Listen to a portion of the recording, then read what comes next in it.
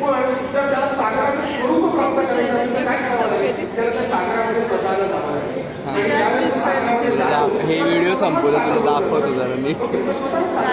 पण त्याच्यासाठी काय करावं लागतं, त्या देवाला ईशा पकड ना फोन, हात दुखायला लागला. मी 2 मिनिटं थांबतो, हात दुखायला लागला माझा. याचंच नाव आहे की ज्यामध्ये स्वतःला स्वतःचा अहंकार, स्वतःचा इगो हा पूर्णपणे संपला तर विवाह हा व्यवस्थित होतो. आणि हे यांना शिकायला वेळ नाही. 10 वर्ष निघून जातात तेव्हा कुठे पतीला कळतं की ह्या बाईने माझ्यासाठी खूप त्याग केलेला आहे आणि म्हणून ती त्यांचं समर्पण करायला सुरुवात करून टाकतात. पण स्त्रीचं असं असतं, स्त्रीचा एकदा एखाद्या व्यक्तीबरोबर जीव जडला तो जडला, त्यानंतर समर्पित राहू शकते. म्हणून म्हटलं की यज्ञाग्नी त्याप्रमाणे मी आयुष्य जगेन. तुम्ही यज्ञाग्नीच्या कर्माने श्रौत स्मार्थ क्रमे होऊ. शिवाय आपल्याला कर्तव्य काय कर्तव्य तर तुम्ही एकूण ते कसा भाऊ पण आहे नाशिकमध्ये असतात. जरी भाऊ आहे तरी सुद्धा कुलधर्म आणि कुलाचार करणे अमेरिकेत नाशिकला राहा, मुंबईला राहा, कुठेही राहा, तुम्हाला तुमच्या देवाला विसरून चालेल का? तुमच्याच देवाला त्याला मला पैसे भेटतील का? त्याला जर तू आरोग्य दिसतो तुला एक थँक्यू आहे त्याला मिळेल. नाही की आनंद थंड वाजता भरपूर काही गोष्टी असतात. म्हणजे मी हातात पकडून आलो घाण नाही मंडपाशी ना तिकडे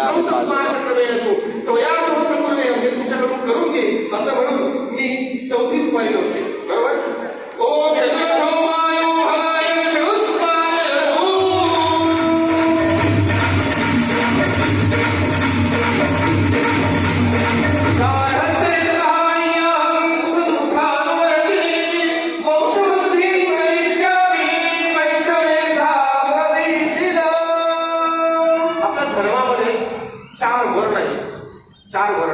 ब्राह्मण, क्षत्रिय, वैश्य आणि शूद्र, त्याचप्रमाणे 4 आश्रम सुद्धा आहेत. कोण बोलते तर म्हटलं ब्रह्मचर्य आश्रम, गृहस्थाश्रम, वानप्रस्थाश्रम आणि संन्यासाश्रम. या 4 आश्रमांचं आचरण प्रत्येक माणूस आपल्या आयुष्यामध्ये करत असतो. आता बरंच सगळं लुप्त होत चाललंय. पण थोडक्यात काय, ज्या वेळेस एखादा मुलगा शाळेमध्ये शिकत असतो तो त्याला म्हटलं तर ब्रह्मचर्य आश्रम. तो शाळेमध्ये शिकतो तो आणि कसं शिकावं तर म्हटलं अत्यंत कष्टप्रद जीवन जगावं ब्रह्मचार्याने. कारण आपल्याकडे सुभाषित त्यामध्ये असं म्हटलं जातं की जर माणसाला सुखाची इच्छा आहे त्याला विद्याभ्यास काय लागतोय, जो सुखाची इच्छा करतो छानच राहतो.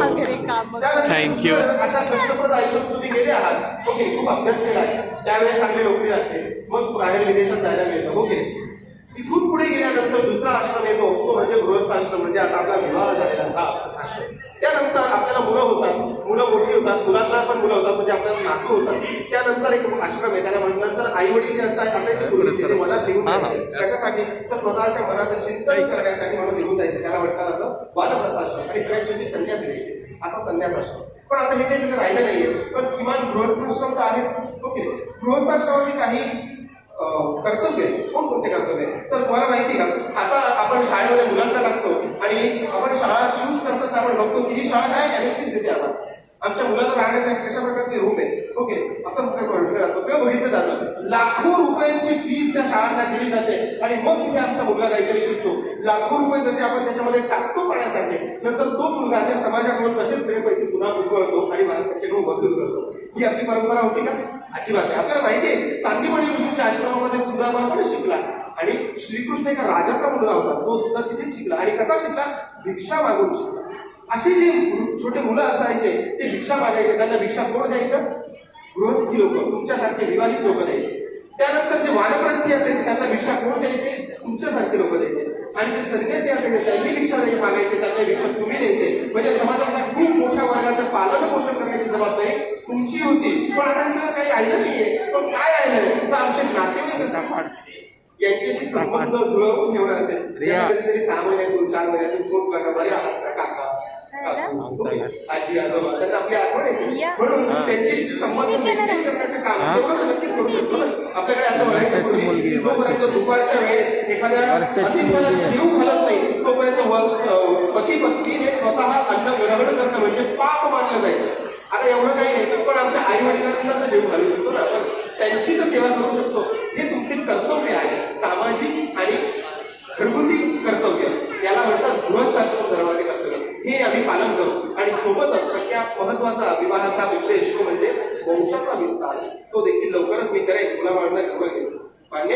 पंचमशुभियो विष्णू सुखालयतु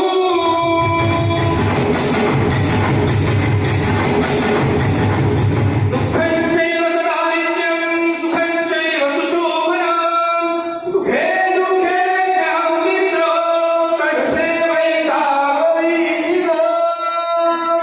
दुःखात आणि दारिद्र्यात सुखात आणि आनंदात ही सगळ्या गोष्टींमध्ये एकसारखी राहील.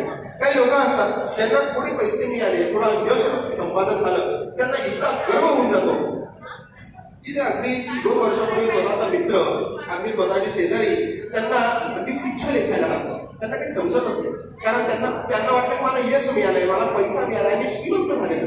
ओके, असे काही लोक खूप असतात की त्यांना खूप गर्व आणि खूप आनंद होऊन जातो.